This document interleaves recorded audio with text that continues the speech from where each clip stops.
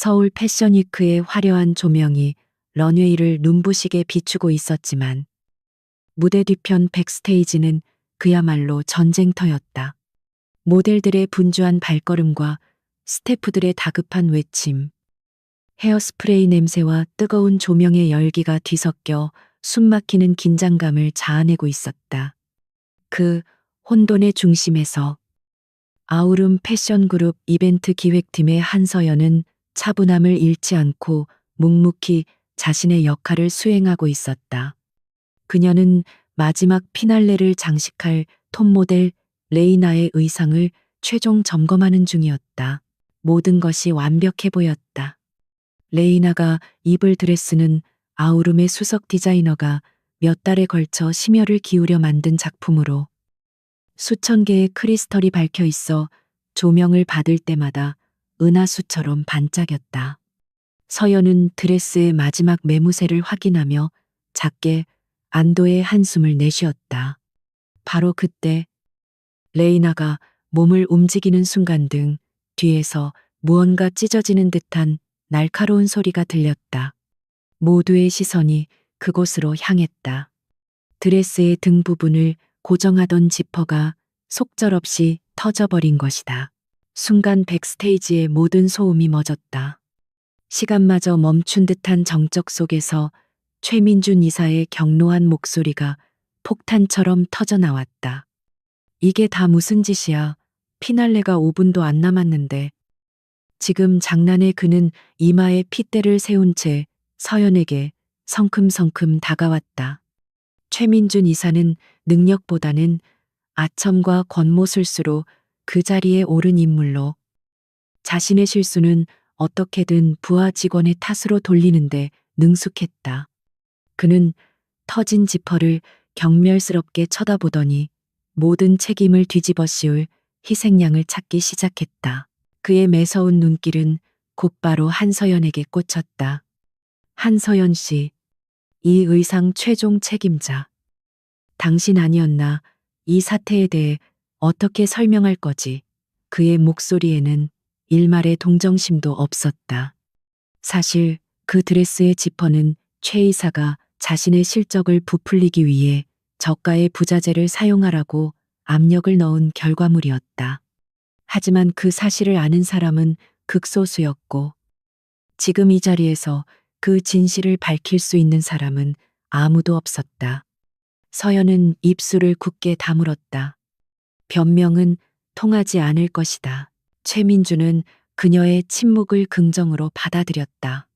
그는 기다렸다는 듯이 더욱 의기양양한 목소리로 외쳤다. 수많은 스태프들과 모델들, 그리고 막 백스테이지 상황을 취재하러 들어온 기자들까지 모두가 그의 말에 주목했다. 그는 마치 연극 무대의 주인공이 된 것처럼 과장된 몸짓으로 서연을 가리켰다. 회사의 명예를 실추시킨 책임을 져야지. 말로만 하는 사과는 필요 없어. 모두가 보는 앞에서 당신의 무능함에 대한 책임을 직접 보여봐. 주변의 모든 이들이 숨을 죽였다.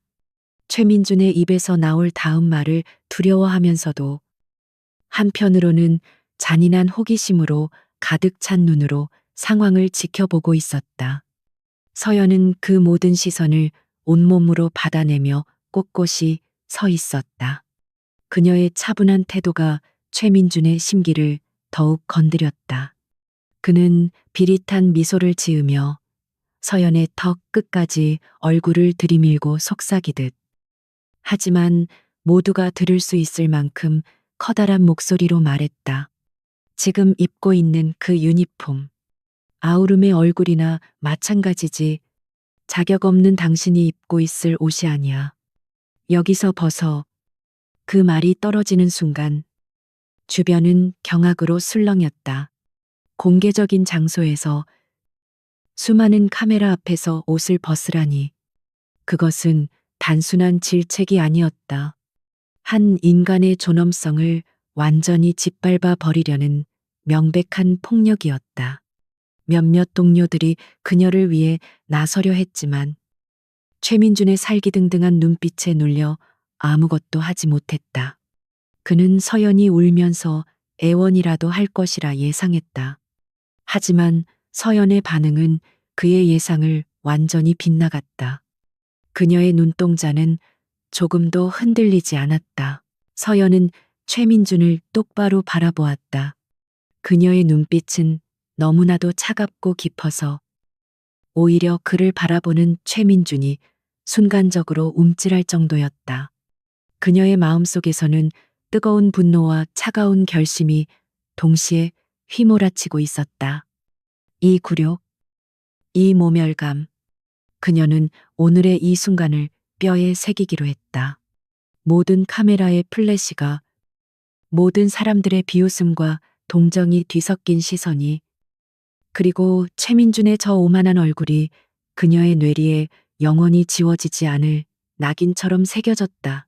그녀는 천천히 손을 들어 유니폼 재킷의 첫 번째 단추에 가져갔다. 그녀의 손길은 떨리지 않았다. 오히려 너무나도 침착하고 절도 있어서 마치 신성한 의식을 치르는 것처럼 보였다. 단추가 하나씩 풀릴 때마다 최민준의 얼굴에는 만족스러운 미소가 번져갔고 주변의 술렁임은 더욱 커져갔다. 기자들은 이 자극적인 순간을 놓치지 않으려는 듯 미친 듯이 카메라 셔터를 눌러댔다. 재킷이 그녀의 어깨에서 스르르 미끄러져 내려 바닥에 떨어졌다. 그녀는 멈추지 않고 블라우스의 단추에도 손을 뻗었다. 그녀의 마음속에서는 이미 복수의 계획이 거대한 청사진처럼 그려지고 있었다. 최민준, 당신은 지금 나를 짓밟고 있다고 생각하겠지. 하지만 당신이 오늘 무너뜨린 것은 나의 자존심이 아니라 당신 자신의 미래다. 당신이 나에게 준 이 치욕은 머지않아 수천 배의 이자를 붙여 당신의 목을 조르게 될 것이다. 그녀는 마지막 단추를 풀며 속으로 맹세했다. 그 맹세는 얼음처럼 차갑고 강철처럼 단단했다. 예상대로 그 사건은 하룻밤 사이에 거대한 스캔들로 번져나갔다.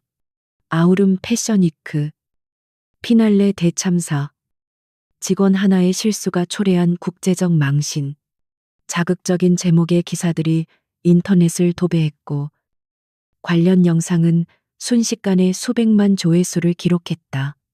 여론은 아우름 그룹의 위기 관리 능력을 비판했고 동시에 모든 책임의 화살은 한서연이라는 이름의 직원에게로 향했다. 그녀는 순식간에 회사의 명예를 실추시킨 무능하고 부주의한 사원의 대명사가 되었다. 회사는 공식적으로 유감을 표명하며 관련자인 한서연에게 정직 처분을 내렸다고 발표했다. 그것은 사실상의 해고, 통보나 다름없었다. 최민준 이사는 이 모든 상황을 만족스럽게 지켜보았다. 그는 언론과의 인터뷰에서 비통한 표정으로 뼈아픈 실수였지만 이를 계기로 더욱 철저한 시스템을 구축하겠다고 말하며 위기를 기회로 바꾸는 노련한 경영인의 이미지를 연출했다. 그의 눈에 한서연은 이미 과거의 인물, 자신의 성공 가도에 깔린 작은 돌멩이 하나에 불과했다. 하지만 폭풍의 눈 한가운데에 있는 한서연은 세상의 소란과는 다른 시간을 보내고 있었다. 그녀는 서울의 한적한 동네에 위치한 자신의 작은 오피스텔에서 인터넷에 떠도는 자신에 대한 기사나 악성 댓글에는 눈길조차 주지 않았다. 대신 그녀의 노트북 화면에는 아우름 그룹의 지난 5년간의 공급망 데이터와 협력업체 리스트, 그리고 복잡한 회계 자료들이 빼곡히 떠 있었다. 그녀의 눈은 분노나 슬픔이 아닌 차가운 분석과 예리한 통찰력으로 빛나고 있었다. 그녀는 울지 않았다. 그럴 시간도 이유도 없었다. 그날의 치욕은 그녀를 무너뜨린 것이 아니라 오히려 잠들어 있던 그녀의 본성을 깨웠다. 평범한 직원으로 살아가며 있고 있던 거대한 기업을 이끄는 재벌가의 딸로서 받아온 혹독한 교육과 날카로운 직관이 다시 살아나고 있었다. 그녀는 지금 이 순간 최민준이 저지른 짓이 단순한 갑질이 아니라 아우름 그룹의 근간을 흔드는 거대한 비리의 일부일 것이라고 확신했다. 그리고 그 확신을 증명할 증거를 찾기 시작했다. 그렇게 며칠이 흘렀을까. 그녀의 휴대폰으로 낯선 번호의 메시지 하나가 도착했다. 발신인은 기획팀의 박진우 부장이었다. 그는 회사 내에서 몇 안 되는 강직한 인물로 실력은 출중하지만 정치적인 수완이 없어 늘 최민준 같은 인물들에게 밀려나곤 했다. 서연은 그가 보낸 잠시 조용히 뵐 수 있을까요? 라는 짧은 메시지를 한참 동안 바라보다가 이내 답장을 보냈다. 그녀에게는 내부의 조력자가 절실히 필요했다. 약속 장소는 사람들 눈에 띄지 않는 낡은 카페였다. 먼저 와서 기다리고 있던 박진우 부장은 그녀를 보자마자 깊은 한숨과 함께 고개를 숙였다. 정말 미안합니다. 한서연 씨. 그날 아무것도 하지 못했습니다. 부끄러울 따름입니다. 그의 목소리에는 진심 어린 죄책감이 묻어 있었다. 그는 최민준 이사의 전횡을 오래전부터 알고 있었지만 가족의 생계를 책임져야 하는 평범한 가장으로서 저항할 용기를 내지 못했다고 솔직하게 털어놓았다. 서연은 말없이 그의 이야기를 들어주었다. 그녀는 박 부장을 비난하지 않았다. 오히려 그의 고뇌를 이해했다. 잠시 침묵이 흐른 뒤 서연이 먼저 입을 열었다. 부장님, 사과는 괜찮습니다. 대신 제가 부탁드릴 것이 있습니다. 그녀의 목소리는 낮고 단호했다. 그녀는 최민준이 자신에게 모든 책임을 떠넘긴 이유가 단순히 그날의 실수를 덮기 위함이 아닐 것이라는 자신의 추측을 이야기했다. 더 큰 무언가를 감추기 위한 연극이었을 가능성이 높다고 박진우 부장은 그녀의 말에 놀라움을 감추지 못했다. 그는 막연하게 최 이사의 비리를 의심하고 있었지만 서연처럼 사건의 본질을 꿰뚫어 보지는 못했다. 서연의 확신에 찬 눈빛을 본 순간 그는 자신이 오랫동안 외면해왔던 진실과 마주할 용기를 얻었다. 돕겠습니다. 정직 처분 때문에 내부 자료에 접근하기 어려울 테니 내가 한서연 씨의 눈과 귀가 되어 드리겠습니다. 무엇부터 시작하면 될까요? 두 사람의 은밀한 동맹이 시작되는 순간이었다. 그들의 첫 번째 목표는 문제의 드레스에 사용된 부자재였다. 서연의 기억에 따르면 최 이사는 유독 그 드레스의 크리스털과 지퍼를 특정 업체에서 납품받아야 한다고 강하게 주장했다. 박 부장은 위험을 무릅쓰고 회사의 구매 기록과 물류 데이터를 몰래 빼내 서연에게 전달했다. 서류상으로는 모든 것이 완벽했다. 이탈리아의 명품 부자재 업체로부터 최고급 지퍼를 정상적으로 수입했고 대금 또한 정확하게 지불된 것으로 되어 있었다. 하지만 서연은 그 완벽함 속에서 미세한 균열을 발견했다. 이탈리아에서 부자재가 항공 운송된 날짜와 국내 물류 창고에 입고된 날짜 사이에 하루의 공백이 있었다. 그리고 공교롭게도 바로 그날 최 이사와 개인적인 친분이 있는 것으로 알려진 국내의 한 무명업체 J텍스타일로부터 정체불명의 상자들이 같은 물류 창고에 입고된 기록이 남아 있었다. 두 기록은 서로 다른 문서에 교묘하게 분리되어 있었지만 날짜와 시간을 대조하자 의심스러운 연결고리가 드러났다. 서연의 심장이 빠르게 뛰기 시작했다. 이것은 단순한 추측이 아니었다. 최민준이 값비싼 수입 부자재를 구매한 것처럼 서류를 조작한 뒤 실제로는 값싼 국산 제품으로 바꿔치기 하고 그 차액을 횡령했다는 가설이 구체적인 증거의 실마리를 드러낸 것이다. 그날 드레스의 지퍼가 터져버린 것은 우연한 사고가 아니라 예견된 필연이었다. 최민준의 탐욕이 빚어낸 참사였던 것이다. 서연은 노트북 화면 속 두 개의 문서를 번갈아 보며 차갑게 미소 지었다. 이제 반격의 서막이 올랐다. 한서영과 박진우 부장은 마주 앉아 노트북 화면에 떠 있는 두 개의 문서를 비교하고 있었다. 하나는 이탈리아에서 발송된 최고급 부자재의 항공 운송장이었고, 다른 하나는 정체불명의 국내 업체 J 텍스타일의 물류 창고 입고 기록이었다. 명백히 다른 두 거래였지만 그 사이에는 교묘하게 숨겨진 연결고리가 있었다. 최민준의 탐욕이 남긴 희미하지만 지워지지 않는 발자국이었다. 박 부장은 초조한 듯 손가락으로 테이블을 두드렸다. 이것만으로는 부족합니다. 최 이사는 분명히 우연의 일치라고 발뺌할 겁니다. 오히려 우리가 불법적으로 회사 자료를 열람했다는 사실을 역으로 공격해올 수도 있어요. 그의 우려는 타당했다. 최민주는 그런 식으로 위기를 벗어나는데 이골이 난 인물이었다. 서연은 그의 말에 조용히 고개를 끄덕였다.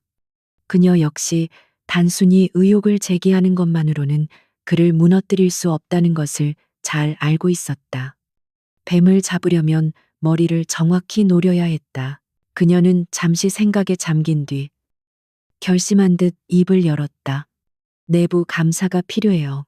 아주 갑작스럽고 철저한 감사 말입니다. 박 부장은 그 말에 얼굴이 하얗게 질렸다. 내부 감사라니요. 최 이사의 권력이면 감사팀도 자기 사람으로 채워 넣었을 겁니다.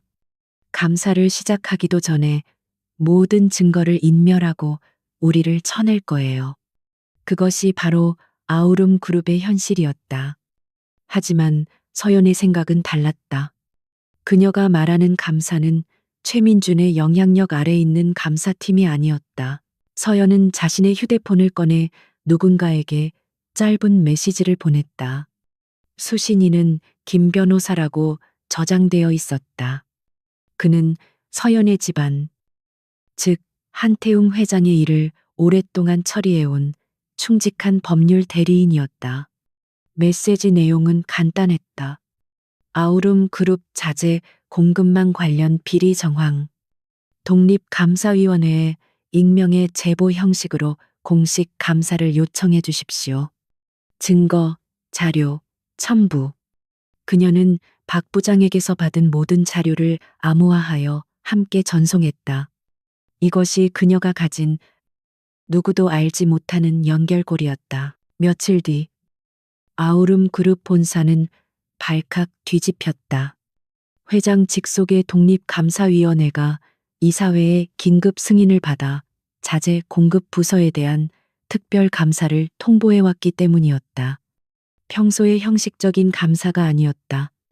외부 회계법인 소속의 전문가들로 구성된 감사팀이 파견되었고, 그들에게는 모든 자료에 대한 열람 권한과 관련자 소환 권한까지 주어졌다. 최민주는 보고를 받자마자 불같이 화를 냈지만 회장 직속 위원회의 결정이라는 말에 어쩔 수 없이 감사를 수용해야만 했다. 하지만 그는 여전히 자신만만했다. 그는 자신의 사무실에서 부하 직원인 김 부장을 불러들여 낮은 목소리로 지시했다. 꼴이 잡힐 만한 건 아무것도 없어. 모든 서류는 완벽하게 맞춰놨으니까. 그래도 혹시 모르니 감사팀 놈들 동태를 똑똑히 감시해. 쓸데없는 질문을 하는 놈이 있으면 바로 나에게 보고하도록. 그는 이번 감사가 그저 운 나쁘게 걸린 불시 점검일 뿐이라고 생각했다. 자신의 비리가 발각될 리 없다고 굳게 믿고 있었다. 그의 오만함은 여전했다. 감사는 시작되었다. 차갑고 무표정한 얼굴의 감사팀 직원들이 자재 공급 부서 사무실을 가득 메웠고, 그들은 기계처럼 정확하고 냉정하게 모든 서류와 컴퓨터 파일을 검토하기 시작했다. 부서 직원들은 숨막히는 긴장감 속에서 얼어붙었고, 박진우 부장만이 침착하게 상황을 지켜보며 서연에게 실시간으로 메시지를 보냈다. 감사팀 J 텍스타일 관련 서류를 집중적으로 보고 있습니다. 분위기가 심상치 않습니다. 서연은 그 메시지를 보며 조용히 다음 단계를 준비했다. 감사는 며칠 동안 계속되었고 최민준의 예상과는 달리 모든 것이 완벽하지는 않았다. 감사팀은 마침내 작지만 설명할 수 없는 몇 가지 불일치를 발견했다. 예를 들어 이탈리아에서 수입했다는 부자재의 항공 운송비가 다른 분기의 동일 품목보다 미세하게 높게 책정되어 있었고, 제이텍스타일의 물품이 입고되던 날의 창고 보관료 정산 내역이 일부 누락되어 있었다.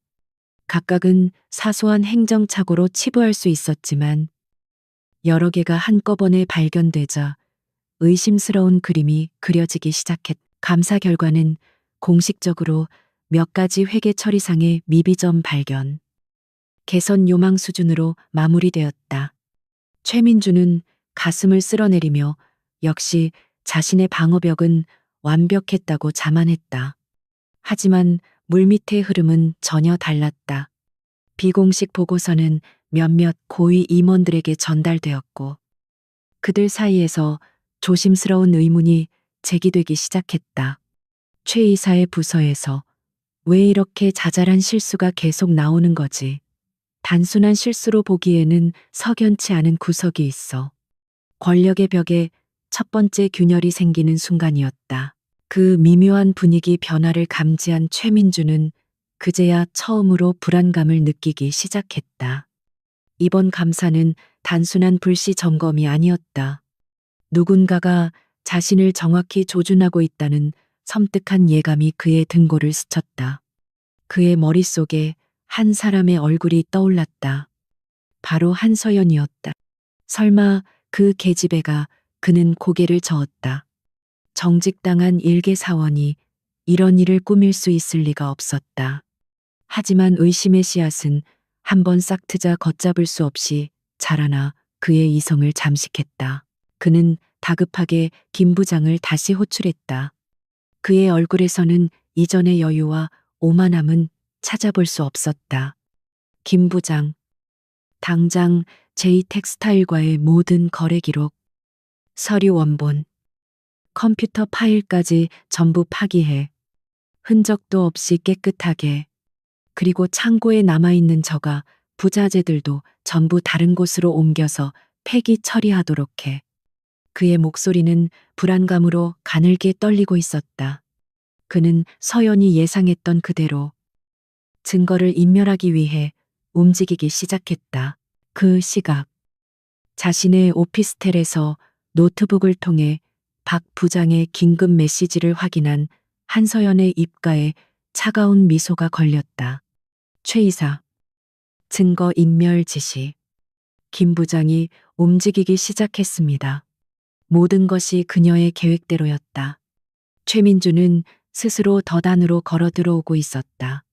그녀가 던진 작은 돌멩이 하나가 거대한 벽을 흔들기 시작했고, 이제 그 벽을 완전히 무너뜨릴 다음 단계를 실행할 시간이었다. 최민준의 사무실 공기는 그가 내뿜는 초조함으로 무겁게 가라앉아 있었다. 그는 손톱을 물어뜯으며 방안을 쉴 새 없이 서성였다. 단순한 사고로 치부했던 일이 그의 목을 조여오는 덫이었을지도 모른다는 의심은 이제 끔찍한 확신이 되어 그의 심장을 옥죄고 있었다. 그는 자신의 권력과 인맥으로 쌓아 올린 성이 얼마나 허술한지 깨닫기 시작했다.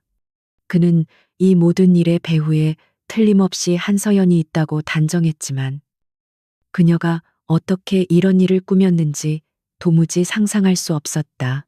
바로 그때 한서연은 박진우 부장과 함께 또 다른 작전을 구상하고 있었다. 그녀의 오피스텔은 이제 거대한 음모의 지휘 본부가 되어 있었다. 최 이사는 지금 패닉 상태일 겁니다.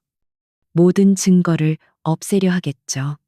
하지만 증거가 없다면 우리가 새로 만들어주면 됩니다.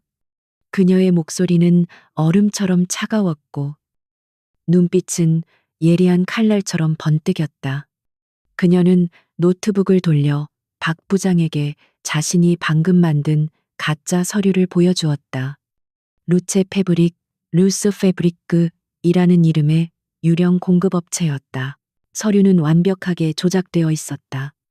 사업자 등록증, 납품 계약서 초안, 심지어 주고받은 것처럼 꾸민 이메일까지. 누가 보더라도 실제 하는 회사처럼 보였다. 이 루체 패브릭은 최 이사가 제2 텍스타일 외에 비자금을 조성하기 위해 이용한 또 다른 비밀업체입니다.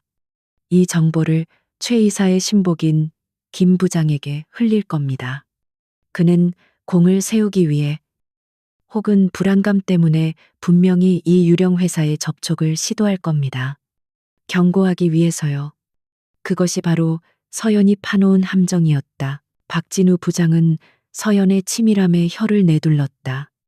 그는 그녀의 지시대로 다음 날 아침 루체 패브릭 관련 서류를 자신의 책상 위에 마치 실수로 놓고 온 것처럼 연출했다. 그리고 잠시 자리를 비웠다. 아니나 다를까. 평소에도 박 부장을 감시하던 김 부장은 그 서류를 놓치지 않았다. 그는 재빨리 휴대폰으로 서류의 모든 페이지를 촬영한 뒤 아무 일 없었다는 듯 자신의 자리로 돌아갔다. 미끼를 문 것이다. 그날 오후 김 부장은 공중전화와 대포폰을 이용해 루체 패브릭의 가짜 연락처로 전화를 걸기 시작했다. 그 모든 통신 기록은 서연이 미리 고용해둔 IT 보안 전문가 팀에 의해 실시간으로 추적되고 있었다. 최민준의 충실한 개가 스스로 범죄의 증거를 남기고 있는 셈이었다. 서연은 그 화면을 무표정하게 바라보며 동시에 또 다른 전선을 구축하고 있었다. 그녀는 최민준의 비리가 단순히 금전적인 문제를 넘어 다른 사람들의 꿈과 인생까지 짓밟아왔다는 것을 증명하고 싶었다. 그녀의 머릿속에는 한 사람의 이름이 떠올랐다. 디자이너 이지은. 이지은은 한때 아우름 그룹에서 가장 촉망받는 신인 디자이너였다. 하지만 그녀는 2년 전 자신의 졸업 작품 디자인을 최민준에게 통째로 도둑맞고 쫓겨나다시피 회사를 떠나야 했다. 최민준은 그녀의 디자인으로 그의 최고의 히트 상품을 만들어내며 엄청난 성공을 거두었고 그녀는 업계에서 매장당한 채 작은 작업실에서 홀로 힘겹게 버티고 있었다. 서연은 수소문 끝에 그녀의 작업실을 찾아갔다. 먼지 쌓인 작업실에서 그녀를 만난 서연은 단도직입적으로 본론을 꺼냈다. 이지은 씨, 최민준 이사에게 빼앗긴 당신의 꿈을 되찾고 싶지 않으신가요? 처음 이지은은 경계심을 풀지 않았다. 또 다른 상처를 받을까 두려워했다. 하지만 서연은 그날 패션쇼에서 자신이 겪었던 굴욕적인 사건을 담담하게 털어놓았다.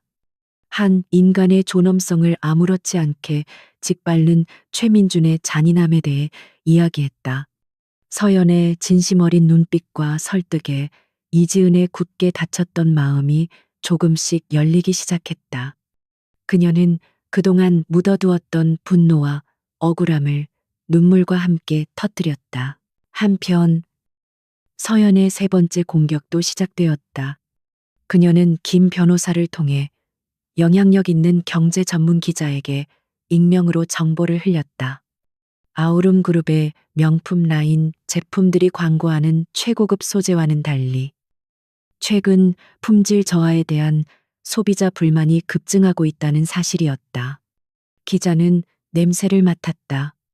그는 끈질기게 취재를 시작했고 곧 패션위크에서 터졌던 드레스 지퍼 파손 사건과 최근의 소비자 불만 사이에 어떤 연관성이 있을 것이라는 의혹을 제기하는 기사를 써냈다.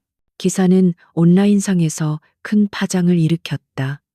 소비자들은 아우름의 품질과 도덕성에 대해 의문을 품기 시작했고 회사의 주가는 소폭 하락했다. 최민준은 사방에서 조여오는 압박감에 미칠 지경이었다. 내부 감사, 정체불명의 제보자, 그리고 이제는 언론까지. 그는 보이지 않는 적에게 포위된 성 안의 장수처럼 고립되어 갔다. 그는 이 모든 것이 한서연이라는 단 한 사람에게서 시작되었다는 사실을 꿈에도 모른 채 점점 더 깊은 수렁 속으로 빠져들고 있었다. 한서연의 작은 오피스텔 창밖으로 서울의 야경이 화려하게 펼쳐져 있었다. 수많은 빌딩들이 뿜어내는 불빛의 강물 속에서 그녀의 방은 마치 외로운 섬처럼 고요했다. 방 안에는 최소한의 가구만이 단정하게 놓여 있었다. 푹신한 소파나 커다란 텔레비전 대신 방의 한쪽 벽면을 가득 채운 책장과 언제든 일을 할 수 있도록 세팅된 넓은 책상이 주인을 닮아 있었다. 이곳은 아우름 그룹의 평범한 직원 한서연의 공간이었지만 그녀의 진짜 정체를 아는 사람은 아무도 없었다. 그녀는 잠시 생각에 잠겨 책장에 꽂힌 낡은 책 한 권을 꺼내 들었다. 마키아벨리의 군주론. 대학 시절 아버지가 처음으로 그녀에게 선물한 책이었다. 책의 첫 장에는 힘있는 필체로 쓰인 아버지의 메시지가 남아 있었다. 힘은 그것을 다룰 자격이 있는 자에게만 주어진다. 내 스스로 그 자격을 증명해 보아라. 그녀의 손가락이 희미해진 잉크 자국을 천천히 쓸어내렸다. 모든 것은 그날 아버지와의 약속에서부터 시작되었다. 시간은 3년 전으로 거슬러 올라간다. 이제 막 해외 명문대학을 수석으로 졸업하고 돌아온 그녀는 아버지 아우름 그룹의 창업주 한태웅 회장의 거대한 서재에 마주 앉아 있었다. 한 회장은 한국 재계를 호령하는 거인이었지만 딸 앞에서는 그저 엄격하고 속 깊은 아버지일 뿐이었다. 그는 갓 20살을 넘긴 딸에게 대뜸 이렇게 물었다. 서연아, 너는 아우름의 주인이 되고 싶으냐? 아니면 아우름을 이끌고 싶은 것이냐? 그것은 단순한 질문이 아니었다. 상속자로서 편안한 길을 걸을 것인지, 아니면 실력으로 자신의 가치를 증명하는 험난한 길을 택할 것인지를 묻는 것이었다. 그녀는 한치의 망설임도 없이 대답했다. 저는 제국을 물려받는 공주가 아니라 제 손으로 제국을 건설하는 왕이 되고 싶습니다. 아버지, 그 대답을 들은 한태웅 회장의 입가에 처음으로 옅은 미소가 번졌다. 그는 기다렸다는 듯이 그녀에게 한 가지 제안을 했다. 자신의 성을 버리고 가장 낮은 곳에서부터 시작하라는 것. 그렇게 한서연은 자신의 모든 배경을 지우고 아우름 그룹의 신입사원으로 입사했다. 아무도 그녀가 회장의 막내딸이라는 사실을 알지 못했다. 그녀는 스스로의 힘으로 밤을 새워가며 보고서를 썼고 까다로운 클라이언트들을 설득했으며 동료들과 부대끼며 현장을 배웠다. 그녀는 아버지가 던져준 혹독한 시험을 통과하며 아우름이라는 거대한 기계가 어떻게 움직이는지, 그 안에서 살아가는 사람들의 희로애락이 무엇인지 온몸으로 체득하고 있었다.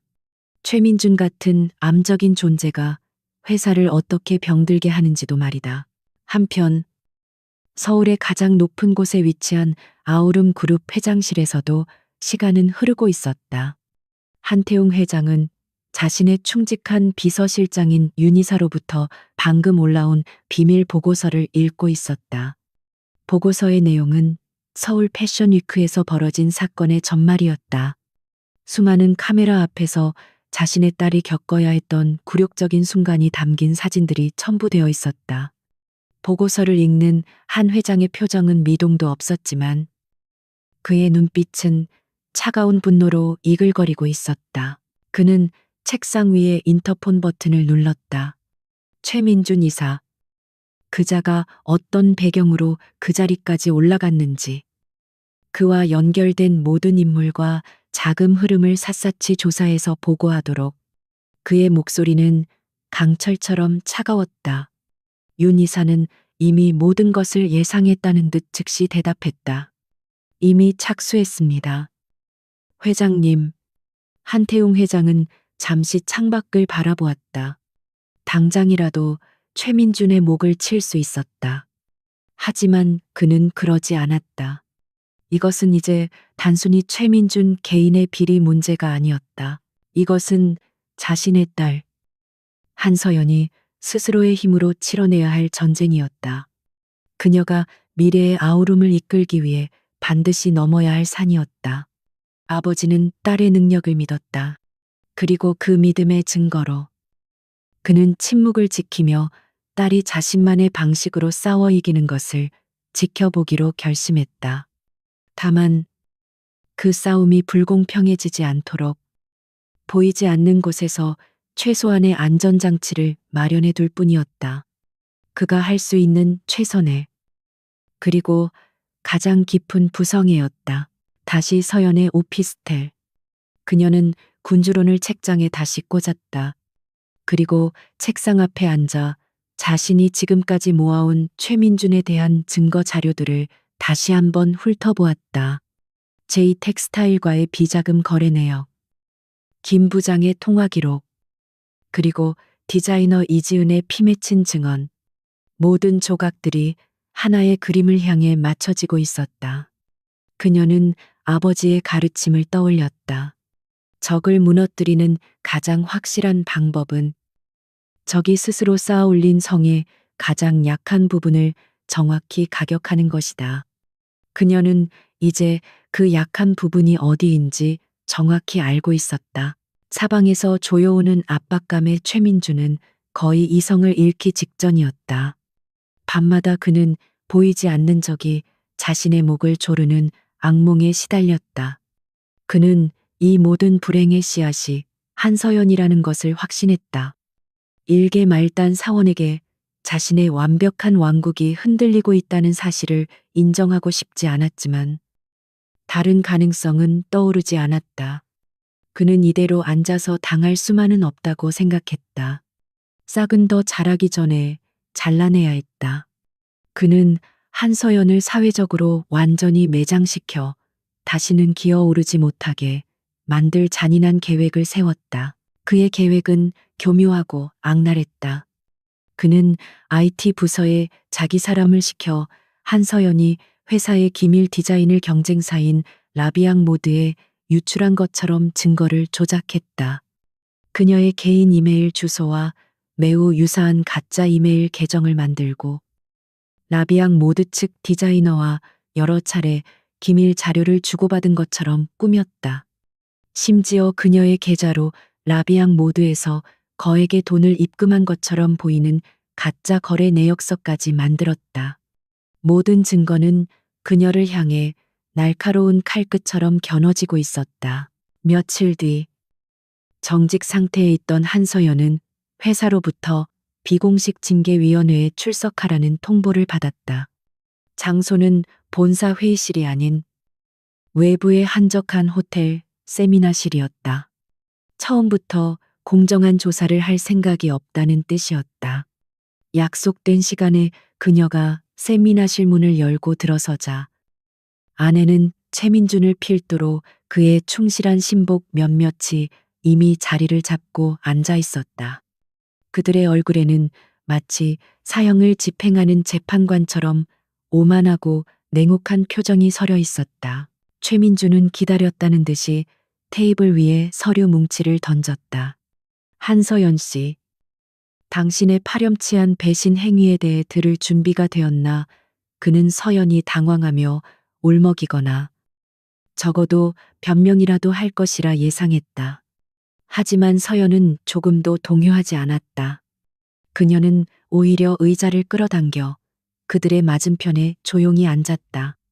그 차분하고 당당한 태도에 최민주는 순간적으로 말문이 막혔지만 이내 평정심을 되찾고 준비한 대사를 읊기 시작했다.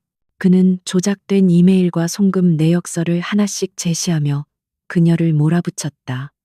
이 증거들이 보이나 당신은 회사의 은혜를 원수로 갚았어. 돈 몇 푼의 양심을 팔아넘기고 다음 시즌의 핵심 디자인을 통째로 경쟁사에 넘겼다고 그의 목소리는 분노로 가득 차 있었지만 그 눈빛 깊은 곳에서는 불안감이 희미하게 흔들리고 있었다. 그의 옆에 앉은 임원들도 미리 입이라도 맞춘 듯 그녀를 향해 비난의 말을 쏟아냈다. 당장 사실대로 굴지 않으면 법적인 책임까지 져야 할 거요. 모든 비난의 화살이 쏟아지는 동안에도 서연은 침묵을 지켰다. 그녀는 그들이 제시하는 증거들을 마치 흥미로운 소설을 읽는 듯한 표정으로 차분히 검토했다. 그녀의 침묵이 길어질수록 회의실 안의 공기는 점점 더 기묘한 긴장감으로 채워졌다. 마침내 모든 서류를 다 읽은 그녀가 고개를 들었다. 그리고는 최민준을 똑바로 바라보며 첫 질문을 던졌다. 그녀의 목소리는 놀라울 정도로 평온했다. 이사님, 이 이메일의 발신 IP 주소는 확인해 보셨습니까? 그것은 최민준이 전혀 예상치 못한 질문이었다. 그는 당황하며 말을 더듬었다. IP 주소, 그게 지금 무슨 상관이야? 서연은 희미하게 미소 지으며 말을 이었다. 상관이 아주 많습니다. 제가 알기로 이메일 서버 기록을 확인하면 이 가짜 계정이 생성되고 메일이 발송된 곳이 바로 아우룸 그룹 본사 근처의 PC방이라는 사실을 쉽게 알 수 있을 겁니다. 제가 그 시간에 거기 있을 이유가 있었을까요? 그녀의 논리적인 반박에 최민준의 얼굴이 딱딱하게 굳어졌다. 서연은 멈추지 않고 다음 증거인 송금 내역서를 가리켰다. 그리고 이 거래 내역서, 라비앙 모드에서 제 계좌로 돈을 보냈다고 하셨죠. 하지만 이 내역서에 찍힌 은행 코드와 제 실제 주거래 은행의 코드가 다릅니다. 기본적인 사실 확인조차 하지 않고 증거를 만드셨군요. 너무 서두르셨나 봅니다. 그녀의 목소리에는 조롱의 기색마저 묻어났다. 회의실의 분위기는 급격하게 반전되기 시작했다. 최민준의 편에 서서 그녀를 맹비난하던 임원들의 입이 하나둘씩 닫혔다. 최민준은 이제 완전히 궁지에 몰렸다. 그는 자리에서 벌떡 일어나 테이블을 내리치며 소리쳤다. 궤변은 그만둬. 네가 범인이라는 사실은 변하지 않아. 하지만 그의 외침은 더 이상 위협적으로 들리지 않았다.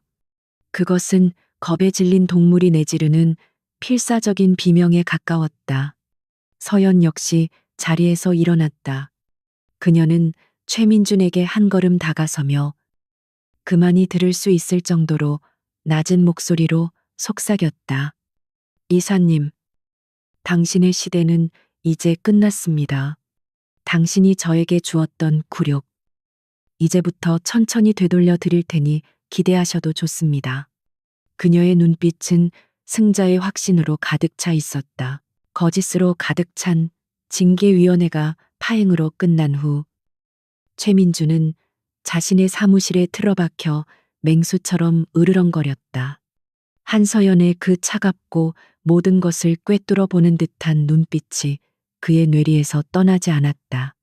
그는 처음으로 진짜 공포를 느꼈다. 그것은 단순히 자신의 비리가 탈로 날지도 모른다는 불안감이 아니었다.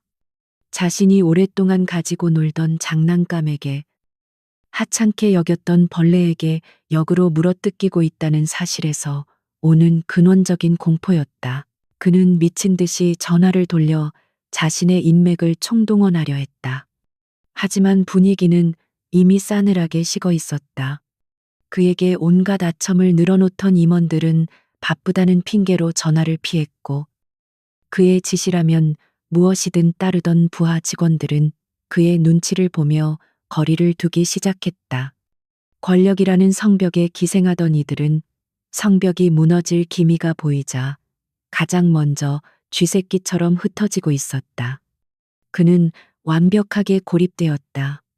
이제 그에게 남은 것은 1년에 한 번 열리는 정기 이사회에서 자신의 건재함을 과시하고 분위기를 반전시키는 것뿐이었다.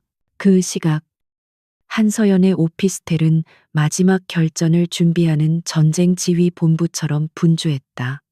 박진우 부장과 디자이너 이지은, 그리고 서연이 고용한 IT 전문가까지 모두 모여 최종 증거 자료를 정리하고 있었다. 그것은 단순한 서류 뭉치가 아니었다. 최민준이라는 거대한 악을 단죄하기 위해 날카롭게 벼려낸 칼날이었다. 파일의 첫 장은 패션쇼에서 터져버린 드레스 지퍼의 성분 분석표로 시작되었다. 최고급 이탈리아산이 아닌 값싼 중국산 합금이라는 명백한 증거였다. 다음으로는 제이 텍스타일과 유령 회사 루체 패브릭을 통해 수년간 빼돌린 비자금의 흐름을 일목요연하게 정리한 회계 자료가 이어졌다. 수십억 원에 달하는 돈이 어떻게 최민준의 차명 계좌와 해외 페이퍼 컴퍼니로 흘러 들어갔는지 상세하게 기록되어 있었다. 그리고 결정적으로 김 부장이 유령 회사에 연락하며 남긴 통화 기록과 IP 추적 자료는 그들이 범죄를 은폐하려 했다는 빼도 박도 못할 증거가 되었다. 파일의 마지막 부분은 이지은을 비롯한 피해자들의 피눈물 어린 증언들로 채워졌다. 이지은은 떨리는 목소리로 자신의 디자인을 어떻게 빼앗겼는지, 그로 인해 자신의 인생이 어떻게 망가졌는지 녹음했다. 최민준의 압박에 못 이겨 공급 서류를 조작해야만 했던 자재 부서의 한 젊은 직원도 용기를 내어 익명으로 자신의 증언을 보태왔다. 서연은 이 모든 조각들을 하나의 완벽한 이야기로 엮었다. 그의 범죄가 단순한 횡령이 아니라 사람들의 꿈과 희망을 짓밟은 폭력이었음을 증명하기 위해서였다. 모든 준비가 끝났을 때 서연은 조용히 김 변호사에게 전화를 걸었다. 이제 마지막 수를 둘 차례였다. 그녀는 최민준을 단순히 회사에서 내쫓는 것만으로는 부족하다고 생각했다. 그가 다시는 재기할 수 없도록 그를 비호하던 부패한 권력의 고리까지 함께 끊어내야 했다. 그러기 위해서는 이 사회의 도움이 필요했다. 하지만 이 사회 전체를 움직일 수는 없었다. 그들 중에는 최민준의 편도, 그리고 이 모든 싸움에 무관심한 방관자들도 있었기 때문이다. 그녀는 김 변호사를 통해 오랫동안 최민준의 독단적인 경영 방식에 우려를 표해왔던 중립 성향의 이사 2명을 골라냈다. 한 명은 창업 초기부터 한태웅 회장을 보좌해온 원로 임원이었고, 다른 한 명은 해외 투자 자본을 대표하는 냉철한 금융 전문가였다. 그들은 아우름의 진정한 가치와 장기적인 안정을 중요하게 생각하는 인물들이었다. 서연은 전체 증거 파일이 아닌 핵심 내용만을 요약한 보고서를 만들어 김 변호사에게 전달했다. 며칠 뒤 김 변호사는 서울의 한 고급스러운 한정식 집 별실에서 원로 임원인 강 이사와 마주 앉았다. 그는 아무런 서론 없이 조심스럽게 서류 봉투를 내밀었다. 회사의 미래를 위해 한 번쯤 깊이 읽어보셔야 할 자료입니다. 강 이사는 의심스러운 눈초리로 봉투를 열었다. 하지만 보고서의 첫 줄을 읽는 순간 그의 표정은 심각하게 굳어졌다. 최민준의 비리 내용은 그가 막연히 짐작했던 것보다 훨씬 더 깊고 추악했다. 그는 침묵 속에서 보고서를 끝까지 읽고는 나지막이 한숨을 내쉬었다. 같은 시각 금융 전문가인 박 이사는 자신의 사무실에서 암호화된 이메일 한 통을 받았다. 발신인은 그가 신뢰하는 정보원이었다. 첨부된 파일에는 최민준의 횡령이 아우름 그룹의 주가와 신용 등급에 미칠 수 있는 치명적인 영향에 대한 분석이 담겨 있었다. 숫자로 모든 것을 판단하는 그에게 최민준은 이제 제거해야 할 명백한 리스크일 뿐이었다. 2명의 이사는 각자의 방식으로 결론을 내렸다. 다가오는 정기 이사회는 최민준의 축제가 아니라 그의 심판대가 될 것이라고. 아우름 그룹의 정기 이사회는 언제나처럼 무겁고 엄숙한 분위기 속에서 진행되고 있었다. 거대한 원목 테이블을 중심으로 그룹의 운명을 좌우하는 최고의 임원들이 모두 모여 있었다. 상석에는 창업주인 한태웅 회장이 깊이를 알 수 없는 침묵 속에서 앉아 있었고, 그의 존재감만으로도 회의실의 공기는 팽팽하게 당겨진 활시위 같았다. 그리고 그 중심에서 최민준 이사는 한껏 의기양양한 표정으로 자신의 실적을 발표하는 중이었다. 그는 화려한 그래프와 수치들을 스크린에 띄워놓고 자신이 지난 1년간 얼마나 대단한 성과를 이루었는지에 대해 열변을 토하고 있었다. 패션위크에서 있었던 작은 사고는 유능한 위기관리 능력으로 완벽하게 수습했으며, 오히려 이를 계기로 회사의 시스템을 더욱 견고하게 만들었다고 자화자찬을 늘어놓았다. 그의 목소리는 자신감으로 가득 차 있었고, 몇몇 이사들은 이미 그의 편에 서서 고개를 끄덕이며 동조의 뜻을 표했다. 그는 이 자리가 자신의 입지를 더욱 굳건히 다지는 축제의 장이 될 것이라 확신하고 있었다. 바로 그 순간이었다. 육중한 회의실 문이 소리 없이 열리고 한 여인이 안으로 들어섰다. 모든 이사들의 시선이 일제히 문가로 향했다. 그곳에는 한서연이 서 있었다. 하지만 그녀는 더 이상 패션쇼 백스테이지에서 굴욕을 당하던 초라한 직원의 모습이 아니었다. 몸에 꼭 맞는 세련된 검은색 정장은 그녀의 고든 자세를 더욱 돋보이게 했고, 단정하게 묶은 머리카락과 차가운 지성이 번뜩이는 눈빛은 그녀를 완전히 다른 사람처럼 보이게 했다. 그녀의 등장에 회의실은 순간 정적에 휩싸였다. 가장 먼저 정신을 차린 것은 최민준이었다. 그는 자신의 발표가 중단된 것에 대한 분노와 절대 이곳에 있어서는 안 될 인물이 나타난 것에 대한 당혹감을 감추지 못하고 소리쳤다. 당신이 어떻게 여기에 여긴 당신 같은 사람이 들어올 곳이 아니야. 보안팀은 뭘 하는 거야? 당장 이 여자를 끌어내. 그의 고함에 몇몇 이사들이 술렁이기 시작했다. 하지만 보안 요원들이 움직이려던 바로 그 찰나, 지금까지 미동도 없이 앉아있던 한태웅 회장의 낮고 무거운 목소리가 회의실 전체에 울려 퍼졌다.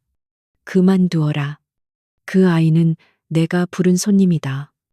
회의실의 공기가 그대로 얼어붙었다. 최민주는 자신의 귀를 의심했다. 회장님이 직접 불렀다고. 그는 혼란스러운 표정으로 한 회장과 서연을 번갈아 쳐다보았다. 서연은 그 모든 시선을 아무렇지 않게 받아내며 또각거리는 구두 소리와 함께 당당하게 테이블 앞으로 걸어 나왔다. 그녀는 최민준의 옆, 모든 이사들이 가장 잘 보이는 자리에 멈춰 섰다. 그리고는 마이크를 잡고 얼음처럼 차갑고 명료한 목소리로 입을 열었다. 이 자리에 계신 이사님들께 제 소개를 다시 하겠습니다. 그녀는 잠시 숨을 고른 뒤 회의실에 모인 모든 사람들의 눈을 하나하나 맞추며 말했다. 저는 이 자리에 아우름 그룹의 일개 직원이 아닌 이 그룹의 주주이자 한태웅 회장님의 딸 한서연으로 섰습니다. 그 말이 폭탄처럼 터져 나오는 순간 회의실은 거대한 충격의 파도에 휩싸였다. 모두가 경악을 금치 못했다. 웅성거리는 소리가 파도처럼 번져나갔다. 재벌가의 숨겨진 딸. 드라마에서나 나올 법한 이야기가 눈앞에서 현실이 된 것이다. 최민준의 얼굴은 하얗게 질리다 못해 잿빛으로 변해 있었다. 그의 머릿속은 완전히 비어버렸고 다리가 후들거려서 있기조차 힘들었다. 한서연, 그가 벌레처럼 짓밟고 모욕했던 그 여자가 바로 자신이 그토록 아첨하며 비위를 맞추던 한태웅 회장의 딸이었다니. 강 이사와 박 이사만이 놀라지 않고 모든 것을 이해했다는 듯 조용히 고개를 끄덕였다. 서연은 그들에게 생각할 시간을 주지 않았다. 그녀는 자신의 노트북을 회의실의 메인 스크린에 연결했다. 최민준의 화려한 실적 발표 자료가 사라지고 그녀가 준비한 파일의 첫 페이지가 화면을 가득 채웠다. 제목은 단 한 줄이었다. 최민준 이사의 불법 행위에 대한 보고서. 그녀는 조목조목 감정의 동요 하나 없는 목소리로 그의 죄상을 폭로하기 시작했다. 첫 번째 증거는 패션쇼 드레스의 지퍼였다. 스크린에는 지퍼의 성분 분석표와 함께 J텍스타일이라는 저가 업체의 거래 내역이 떠올랐다. 그녀는 최민준이 어떻게 최고급 부자재를 사용한 것처럼 서류를 조작하고 실제로는 값싼 불량품으로 바꿔치기 하여 차액을 횡령했는지 논리적으로 설명했다. 다음 화면에서는 수십억 원에 달하는 비자금이 그의 차명 계좌와 해외 유령 회사로 흘러들어가는 흐름도가 거미줄처럼 복잡하게 펼쳐졌다. 최민주는 필사적으로 소리쳤다. 거짓말이야. 전부 저 여자가 꾸며낸 음모라고 하지만 그의 외침은 서연의 차가운 증거 제시 앞에 힘을 잃었다. 서연은 그의 발악에 눈길 한번 주지 않고 디자이너 이지은의 절규가 담긴 음성 파일을 재생했다. 자신의 꿈을 도둑맞은 한 젊은 디자이너의 피 맺힌 목소리가 회의실 전체에 울려 퍼지자 몇몇 이사들은 차마 고개를 들지 못했다. 마지막으로 서연은 최민준이 자신을 산업 스파이로 몰기 위해 조작했던 가짜 이메일과 송금 내역서를 화면에 띄웠다. 그리고는 그 증거들이 얼마나 허술하게 만들어졌는지 IP 주소의 오류와 은행 코드의 불일치를 정확하게 지적해냈다. 그녀는 발표를 마치며 이제는 넋이 나간 채 주저앉아 있는 최민준을 향해 몸을 돌렸다. 최민준 이사, 당신이 쌓아 올린 거짓의 성은 바로 당신 자신의 탐욕과 오만함으로 인해 무너졌습니다. 이것이 당신의 진짜 실적 보고서입니다. 모든 것이 끝나는 순간이었다. 한서연의 마지막 말이 서늘하게 회의실 공기를 가르자 길고 무거운 침묵이 내려앉았다. 그 어떤 웅성거림도 작은 기침 소리조차 들리지 않았다. 마치 시간이 멈춘 듯한 그 정적 속에서 모든 이들의 시선은 단 두 사람. 꼿꼿하게 서 있는 한서연과 완전히 무너져 내린 최민준에게 고정되어 있었다. 최민준의 얼굴에서는 모든 핏기가 사라져 있었다. 그는 믿을 수 없다는 듯, 혹은 이 모든 것이 끔찍한 악몽이기를 바라는 듯한 표정으로 서연을 멍하니 바라보았다. 그의 입술이 몇 번 달싹였지만 아무런 소리도 나오지 않았다. 그가 평생을 바쳐 쌓아 올렸다고 믿었던 모든 것들, 권력, 부, 명성, 그리고 그를 따르던 사람들, 이 한순간에 신기루처럼 사라져 버렸다는 사실을 그의 이성이 받아들이지 못하고 있었다. 그는 필사적으로 구원의 동아줄을 찾기 위해 주변을 둘러보았다. 어제까지만 해도 자신에게 충성을 맹세하고 아첨을 늘어놓던 이사들의 얼굴을 하나하나 쳐다보았다. 그의 눈빛은 애처로울 정도로 절박했다. 하지만 그가 마주한 것은 싸늘하게 외면하는 시선뿐이었다. 가장 먼저 배신의 칼을 꽂은 것은 그의 오른팔이나 다름없었던 김 부장이었다. 그는 자리에서 벌떡 일어나 최민준을 손가락으로 가리키며 외쳤다. 저는 아무것도 몰랐습니다. 최 이사님이 시키는 대로 했을 뿐입니다. 저도 피해자입니다. 그의 비겁한 외침을 시작으로 상황의 흐름을 눈치챈 다른 임원들도 썰물처럼 최민준에게서 등을 돌리기 시작했다.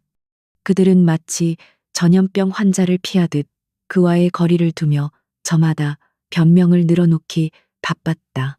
어쩐지 최근 자재 품질에 대한 불만이 많다 했더니 이런 비리가 숨어 있을 줄은 꿈에도 몰랐습니다. 최 이사의 독단적인 경영 방식에 대해 전부터 우려가 많았습니다.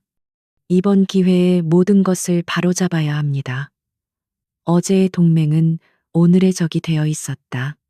그들은 자신들이 살아남기 위해 최민준이라는 가라앉는 배를 더욱 세차게 발로 차고 있었다. 그 추악한 배신이 난무하는 현장을 지켜보는 최민준의 눈에 마침내 절망의 빛이 떠올랐다. 그는 마지막 희망을 걸고 상석에 앉아 있는 한태웅 회장을 향해 무릎을 꿇었다.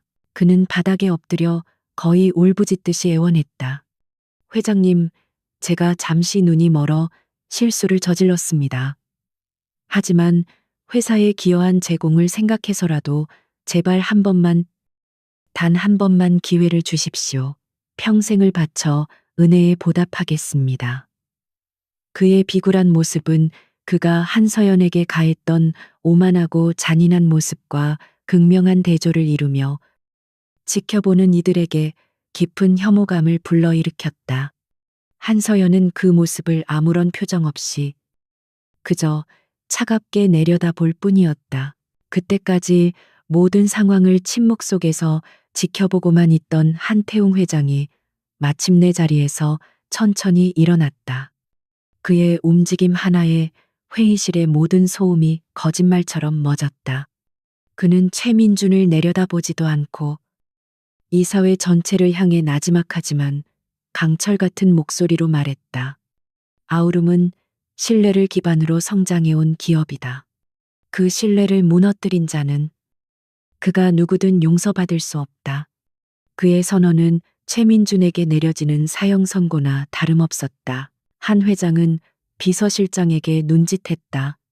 윤 이사, 지금 즉시 최민준 이사를 모든 직위에서 파면하고 오늘 이사회에서 나온 모든 증거 자료를 검찰에 넘기도록 하게, 단 하나의 비리도 남김없이 철저하게 수사하여 법의 심판을 받게 해야 할 것이다.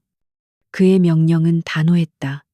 사적인 감정은 조금도 섞여 있지 않은 오직 그룹의 수장으로서 내리는 냉정한 결단이었다.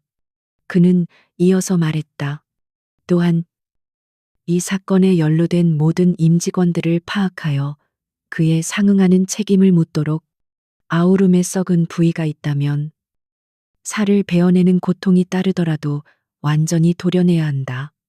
모든 것이 끝났다. 최민주는 그 자리에 완전히 주저앉아 넋이 나간 사람처럼 중얼거렸다. 끝이야. 모든 게 끝났어. 보안 요원들이 다가와 그의 양팔을 붙잡아 일으켜 세웠다. 그는 아무런 저항도 하지 못한 채 마치 영혼이 빠져나간 껍데기처럼 힘없이 끌려나갔다. 회의실 문이 닫히는 순간까지 한서연은 그의 초라한 뒷모습에서 시선을 떼지 않았다. 그녀의 눈빛은 승자의 환희가 아닌 마땅히 있어야 할 것이 제자리로 돌아왔다는 차가운 확신으로 가득 차 있었다. 그녀는 그날 백스테이지에서 스스로에게 했던 맹세를 지켜낸 것이다. 최민준 이사가 법의 심판대에 오르고 그의 제국이 무너진 후 아우름 그룹에는 거대한 후폭풍이 몰아쳤다.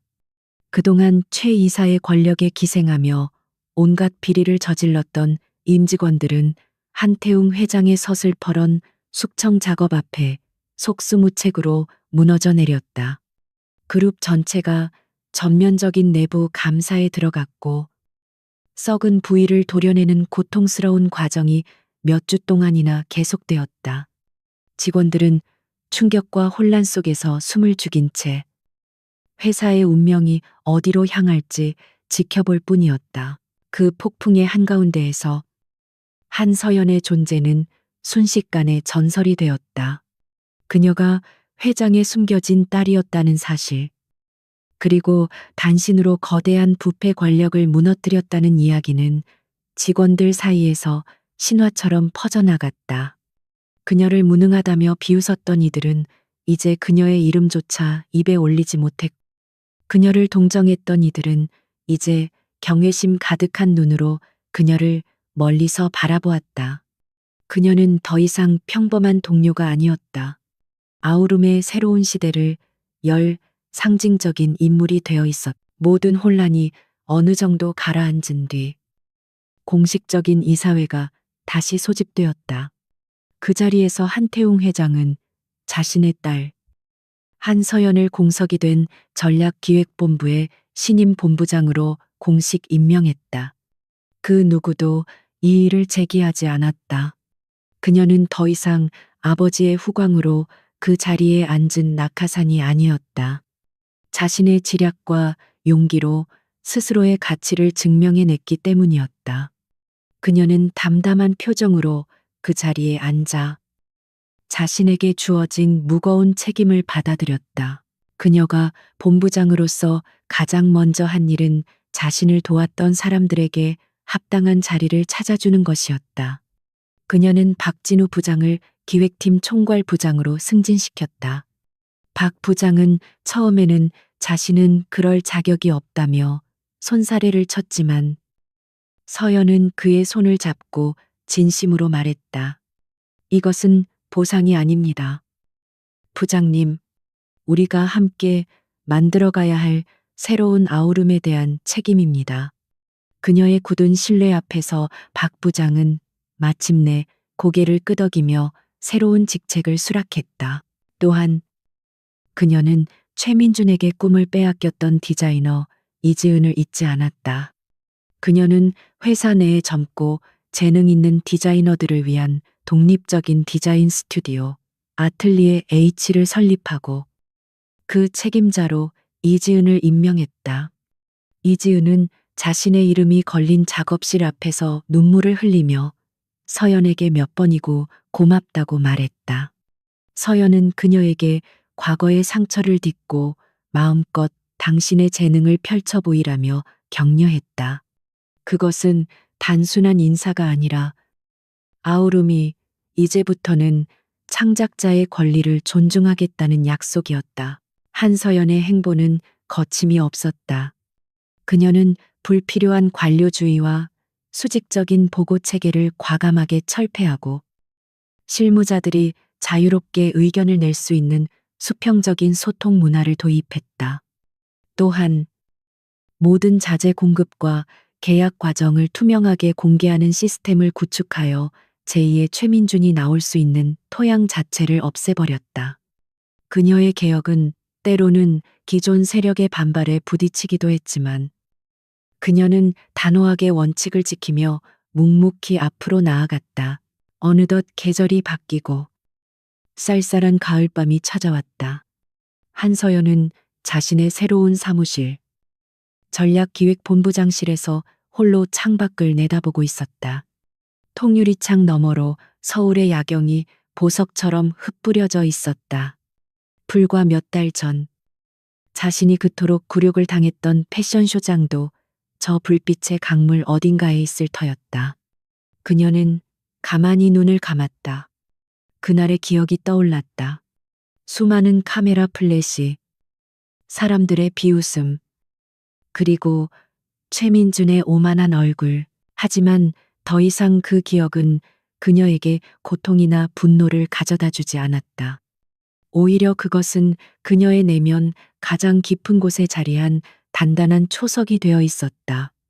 그날의 치욕은 그녀를 무너뜨린 것이 아니라 그녀가 누구이며 무엇을 위해 싸워야 하는지를 깨닫게 해준 시련이었다. 그녀는 아버지의 그늘에 안주하는 공주가 아닌 스스로의 힘으로 왕국을 지키고 바로 세우는 군주가 되는 길을 선택했다. 그리고 그녀는 그 첫 번째 시험을 통과한 것이다. 그녀는 다시 눈을 떴다. 그녀의 눈에 비친 서울의 야경은 더 이상 차갑거나 위협적이지 않았다.